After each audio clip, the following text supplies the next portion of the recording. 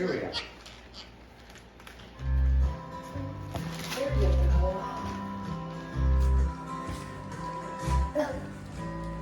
Adam and Eve, Adam and Eve, the very first people that the world ever seen.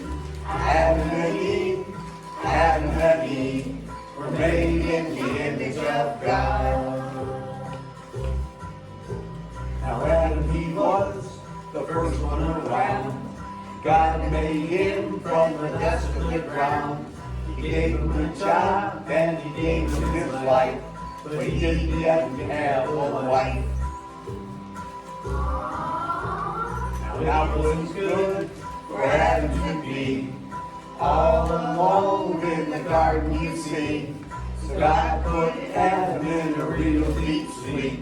He didn't even need to count sheep.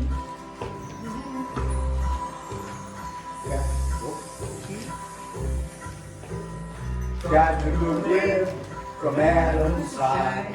He formed it real nice and he made him a bride. When Adam awoke, he was real pleased. That's how the Lord made Eve. Adam and Eve, Adam and Eve, the very first people that the world ever seen. Adam and Eve,